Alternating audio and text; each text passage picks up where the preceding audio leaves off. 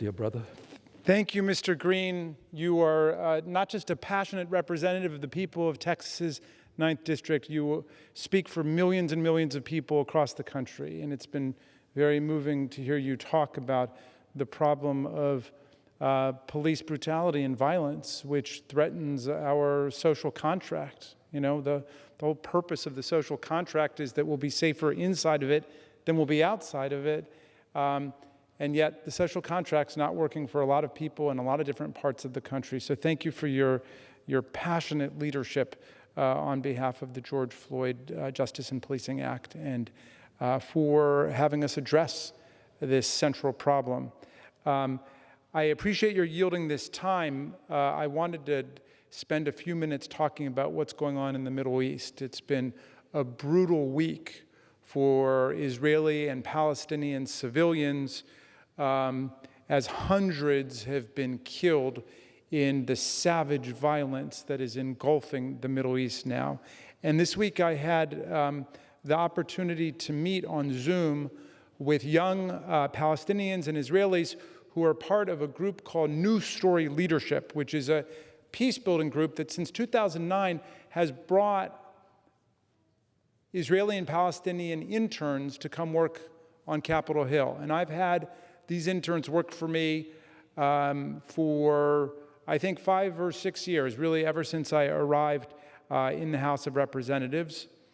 And they come to work, and they come to interact with each other, and they come to learn about democracy and human rights from America, a country that was conceived with the dream of human rights and equality for everybody, although that was not remotely the reality for a lot of people. But it has been the struggle for human rights and for equality that has defined the American ethos and the American spirit. So I asked these young Israeli and Palestinian former interns for me and for other members of Congress as part of the New Story Leadership Program. I asked them to write to me about what's going on in their lives, because too often, of course, our sense of what's happening in a foreign land is filtered through media, and it's filtered through different kinds of party propaganda. So I wanted to hear directly from them, and I thought I would share with you some of the responses I got, and I want to enter them into the congressional record. Here is one from a Jewish Israeli citizen named Meshi. My name is Meshi. I'm an Israeli American currently living in Tel Aviv. I was born and raised in northern Israel, where my early childhood was spent under rocket fire from Hezbollah. And today, in my late 20s, I'm under rocket fire from Hamas. In the last week or so, I've taken shelter in my building's old stairway. I've run for cover in the street. I saw the lynching of an Arab citizen by a Jewish mob on live TV, and I worried for my brother-in-law that had to leave my sister and their newborn son at home after he was called into reserve duty. Here's one from a Jewish Israeli, Iran. My name is Ron Nissan. I was an intern in Congressman Raskin's office in 2019. I became a peace activist because of my military service, where I served as a combat soldier in the Israeli Special Forces. For 4 years, I was sent to countless missions to all of Israel's borders, Lebanon, Syria, but mainly the West Bank and the Gaza Strip. I experienced combat, I lost friends, and I lost classmates. These past 2 weeks have been the scariest and most depressing time of my entire life. I spent the last week monitoring right-wing groups on social media where terrorist organizations planned and organized lynchings and riots throughout Israel. I did this as part of my digital activism, working with former intelligence officers turned progressive political activists. My neighborhood in Jaffa used to be a beacon of coexistence and cooperation between Jews and Arabs. Now it is a war zone. The sounds of exploding stun grenades from the nearby riots are only disturbed by the sirens, sending everyone into the shelters and stairways. This is from Marwa, who is a Palestinian on the West Bank. My name is Marwa Odeh. I'm a Palestinian American from Hawara in Area C of the West Bank. I was an intern in Congressman Raskin's office in 2018. This year, a Muslim high holy day became a day of chaos and despair for my family. On the day of Eid, May 13th, my cousin Yeya, who I used to play soccer with in my grandparents' backyard, was shot in the eye with a rubber bullet fired by an Israeli soldier. The rubber bullet tore open his left eyeball, leaving Yahya blind in one eye. After that military action, my mother and my baby sister Jenna traveled to the hospital and were caught in a barrage of tear gas and rubber bullets. Jenna, who was just 5 years old, explained to me the horror and fear that she went through. Quote, "I was choking and my eyes were burning. We were just going to see Yahya. We did nothing," she told me in a FaceTime call that night. Here's one from Lou Jane, a Palestinian who lives in East Jerusalem. "My name is Lou Jane, and I am a Palestinian living in East Jerusalem in a small village called Bet Hanina, which is surrounded by settlements. One of the most basic human rights is to feel safe and secure. But my family and I cannot feel safe in East Jerusalem. We can't feel safe because settlers under the protection of Israeli soldiers are chanting death to Arabs and attacking Palestinians in my neighborhood. I can't feel safe because an Israeli soldier threw a stun grenade at my father as we walked out of Al-Aqsa Mosque during Ramadan. I can't feel safe walking to the market and even sitting in my own house. During the past few days, I've been telling my sisters and parents to turn off the lights at home so that no one will think we are there.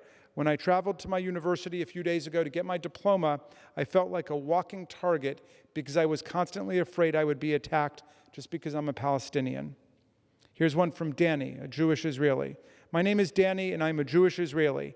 I'm engaged to an Israeli combat soldier, and we live in Haifa, which is known as the city of coexistence. In Haifa, I study and work with Arabs and Jews alike. Last week, our city was hit by a wave of violence by citizens against citizens. Violent extremists have roamed the streets, terrorizing people and vandalizing property. Dear American people, I know that you understand how dangerous it is to stay silent when you see discrimination, oppression, and violence. It is simply unsustainable. We need to move past the status quo so that I can marry my fiancé instead of him going to war, only to return to a broken city." Here's Tasneem, who lives in the Gaza. "My name is Tasneem, and I am a Palestinian from Gaza. My family and I left Gaza during the 2008 war.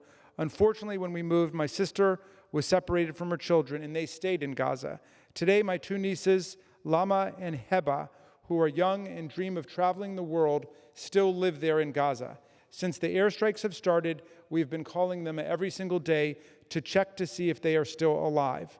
We hear of constant attacks where kids are being buried under the rubble of their own houses, along with their dreams. We are constantly afraid that the next time we call them, we will not be able to reach them. The fear and stress that come with trying to connect with my family in Gaza is unimaginable." Mr. Speaker, forgive me. How much time do I have remaining?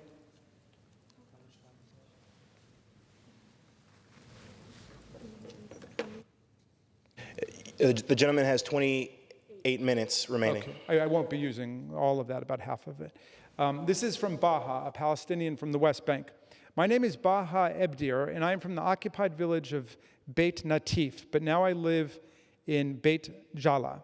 This past Ramadan, Israel refused to issue permits for Palestinians to observe prayers at Al-Aqsa Mosque. However, my father was one of the few lucky ones to be issued a permit for a medical appointment he had at the hospital for East Jerusalem. It was not the medical appointment itself that got my father all excited and happy, but the fact that he could use it to observe the holiest night of Ramadan, Laylat al-Qadr, the night of decree, at Al-Aqsa Mosque, where our destiny is determined by God for the whole year. Before he left, my father told us, after all, I have a permit. What could happen? Actually, a lot happened in the 2 days my father spent at Al-Aqsa. As the evening went by, an army of Israeli soldiers began to increase in number. As soon as the imam uttered Allah Akbar, God is the greatest, to start off the holiest night prayer, Israeli soldiers threw gas canisters at worshipers. As a result of the excessive amount of gas my father inhaled, his severe coughing continues until this day, and his eyes are as red as blood. Usually my father never shares his fears with me, but this time he opened up and I listened with awe. With every cough, my father vividly remembers Al-Aqsa Mosque as a war zone where Israeli soldiers shot rubber bullets and threw gas canisters at Palestinians. Hundreds were injured and many of the elderly lost their lives on the holiest night." Here's one from Doron, a Jewish Israeli citizen. My name is Doron, and I'm an Israeli who has lived in Jerusalem for the last decade. Since 2009, I've participated in peaceful protests in the neighborhood of Sheikh Jarrah every week. I was touched to see how during the recent few months, these protests have gained support and momentum in Israel, Palestine, and internationally. Suddenly, activists in the region and around the world demanded justice for the residents of Sheikh Jarrah who've been evicted from their homes.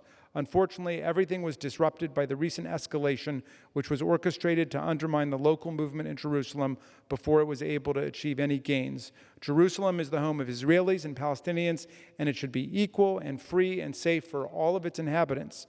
Residents of Sheikh Jarrah should not be afraid to be evicted from their homes at any moment. Here's one from Diala, a Palestinian citizen of Israel. My name is Diala, and I am a Palestinian citizen of Israel from Nazareth. During the last few weeks, I have protested alongside many Palestinian women against evictions in the neighborhood of Sheikh Jarrah in Jerusalem. I'm a feminist, and I strongly believe that the struggle for gender equality is deeply connected to this struggle. As the police cracked down on us, a group of peaceful protesters, consisting primarily of women, an Israeli police officer kicked me and pushed me to the ground. As I lay on the ground, he continued to kick me, aiming at my legs and ribs. Throughout my life, I've been told repeatedly that I have full and equal rights as a citizen of Israel. However, this week, I've witnessed the oppressive brutality at play against me and my people. Mr. Speaker, we owe these young people a different future. In Israel and in the West Bank and in Gaza, we owe them a future of peace and justice and prosperity, where rockets are not raining down on the people of Israel or the people in the West Bank or the people in Gaza. We owe them a future where every young person can cultivate his or her own creative talents and dreams for the future. We owe them a future of mutual security for all sides and human rights for all people. Everyone knows that the first casualty of war is the truth. And we want to make sure that the stories that people are living on the ground are not consumed in any kind of party propaganda. I urge my colleagues to listen to the voices of young Israelis and young Palestinians suffering through this brutal cycle of violence and ethnic conflict and systemic injustice. We owe it to them to call openly and loudly on Prime Minister Netanyahu and on Hamas to accept an immediate ceasefire and an end to all violence against civilians. This is the precondition for moving forward to real peace and respect for the human rights of all. I applaud President Biden and his administration's commitment to ending this violence, and I hope that America will again, with the new administration, be able to resume a forward-looking and constructive role in addressing all of the problems that beset the people in Israel and the West Bank and the Gaza Strip. And with that, I thank my friend from Texas for yielding this time. And I will yield back to you the remainder of the time. Thank you for your